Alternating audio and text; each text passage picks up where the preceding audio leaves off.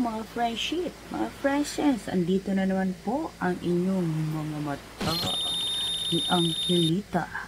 At muli na naman po tayo nagbabalik at may topic na naman po tayo ngayon. Nako, alam nyo ba, meron naman mga panibagong issue na ibinabato ang mga Duterte para kay PBBM. Eto, tignan nyo ha.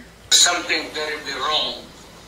And as a matter of fact, I would say, kung may mga blanco yan lumusot, that is not a valid legislation. Kung nasa batas na yan, lumabas na yan ng blanco-blanco,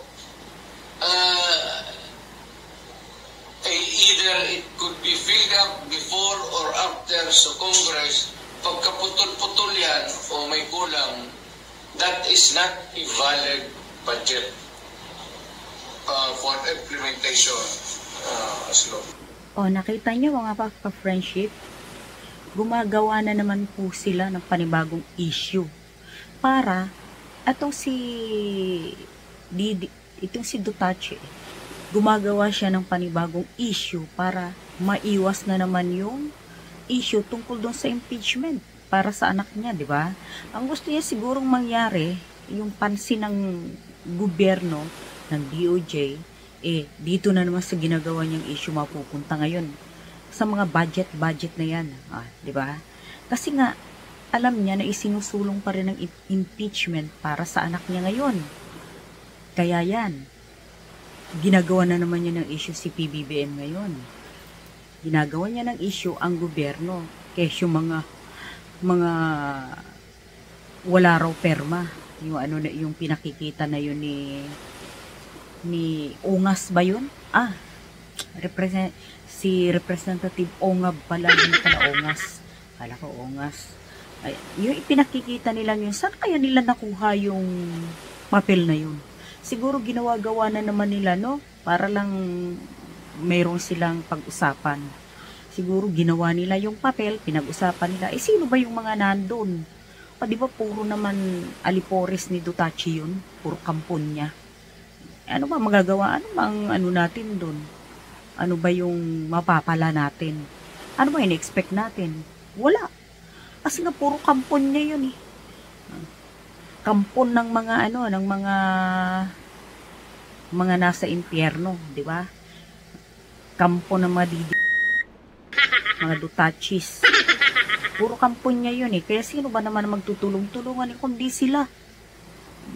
Gumawa sila ng papel na ganun, tapos pakita sa tao para yung issue ng about impeachment mapupunta na naman sa ganung issue. Doon mababaling ang paningin ng mga tao at ng gobyerno.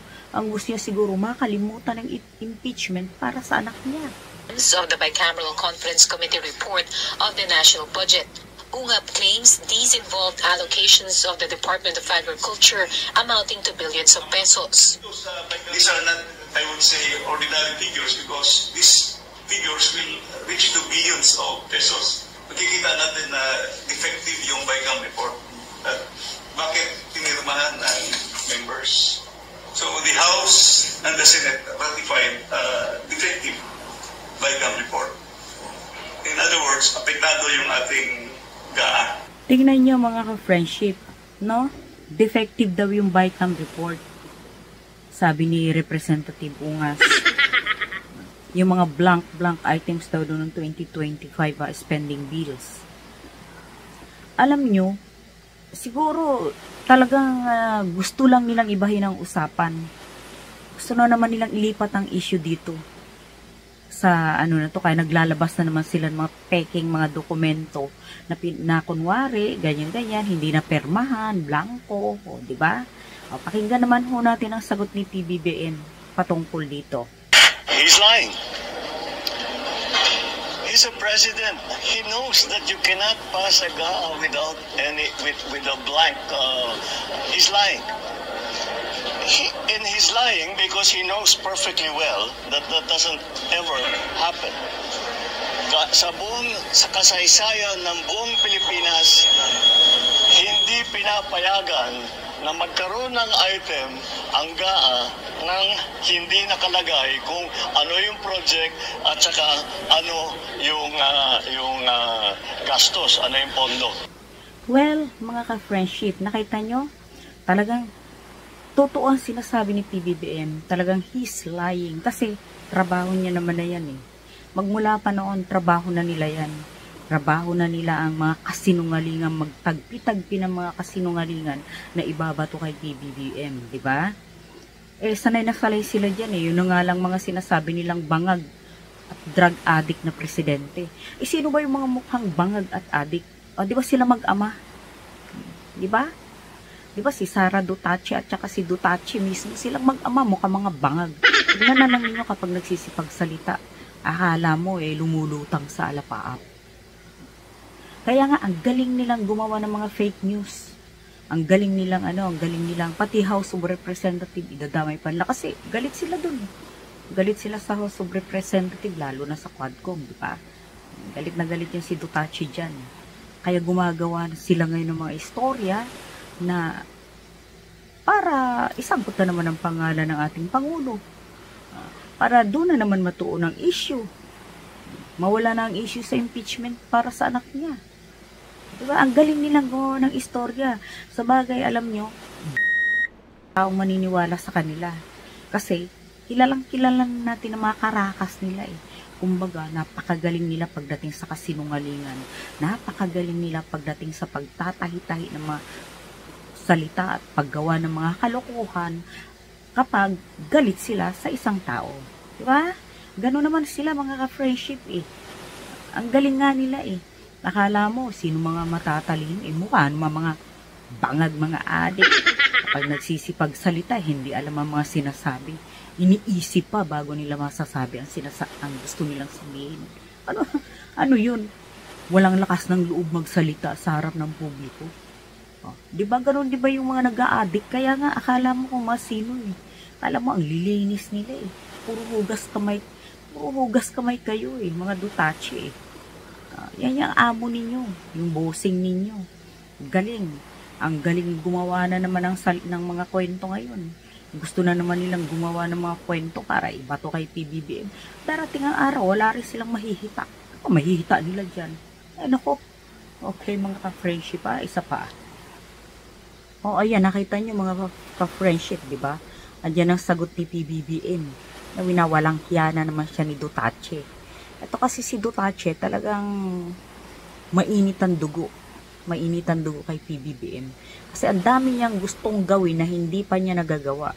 Kaya gusto niyang maipalit ang anak niya sa pwesto ni PBBM para ituloy-tuloy ang nasimulan niya. Ang AGK, ang kill. Ganyan ang mga gusto nila. Kasi siguro, sa ngayon, nangangati na naman ang mga kamay niya. Nangangati na naman, di ba? Dahil hindi nakakahawak ng gatilyo ng baril. Siguro tuwan-tuwa siya kapag nakakaamoy siya ng usok ng bala.